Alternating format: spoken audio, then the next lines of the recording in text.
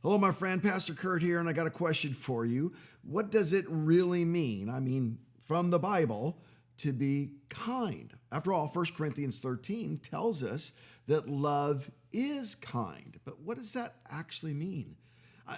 I know you've met this person. You ever met a mean, kind person or a kind, mean person? My fourth grade teacher, she was kind. Her temperament, her tone, her politeness, her civility. She ran her class perfectly. She was so sweet and kind and nice and took every opportunity to let me know she didn't like me at all, didn't want me in my class, and didn't think I had a chance in the world. She was a kind, mean person. Now, to be fair to her, I was a horrible student. I was hard to be around. But then I met my seventh grade teacher, Mr. S, we'll call him, and he was a mean, kind person. He was hard. He was gruff. He was impolite sometimes. He barked at me and yelled at me and challenged me and truly believed in me and inspired me and caused me to turn my academic life around right when it was tanking. I wonder if kind actually means more than we think it means. In the Bible, in 1 Corinthians 13, when it says love is kind, it's a particular Greek word, and we don't have a really close English word for it because it means more than we think it means. We think kindness is mostly about tone and speech. Wow, they were very kind and polite and nice, and they said please and thank you a whole lot. But what kindness in the Bible actually means is that you take action. It's not just intent or tone or posture. It's a verb. It's you have goodness in action. You have goodness that looks at what that person really needs and it meets their needs. Are you kind in that way? A lot of times we're not kind to each other. We can be civil, we can be nice, we can be, all flowery on the outside, but are we acting in a way that meets the needs of the people around us? If we're not doing that, then we don't have love, the Bible says. Now, why don't we do that? Let's look at this just really quickly. A couple of reasons. I just look at my life. When I'm not kind, what's going on? First of all, it's usually fatigue. I'm tired. That's what I'm saying. You wore me out. Therefore, I got to be rude to you, and I'm not going to think about your needs. I'm thinking about me. Another one where I get a little bit mean and unkind is when I have transfer stress.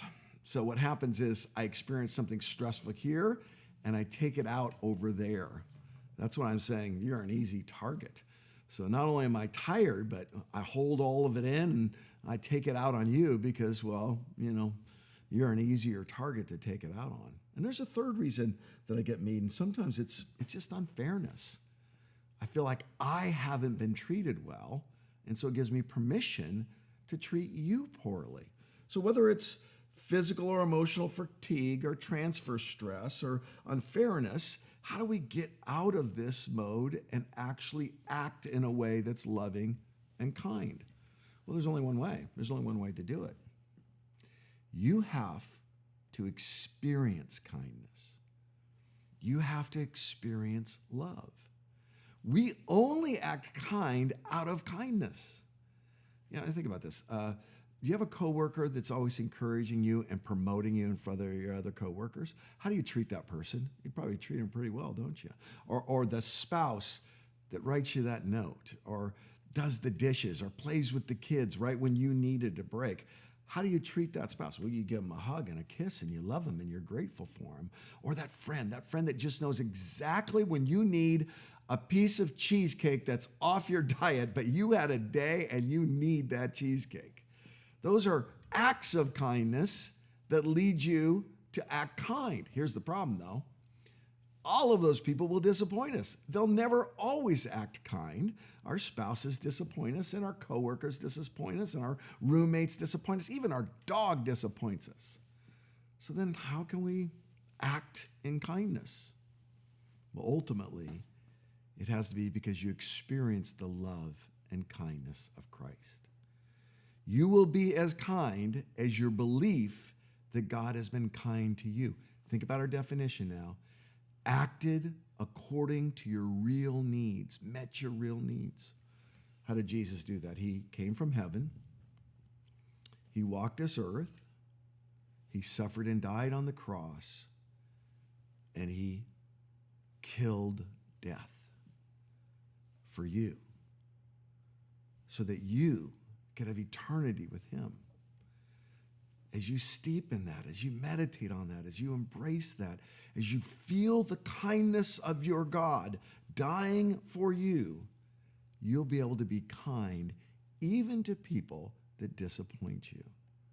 Love is kind. It's goodness in action.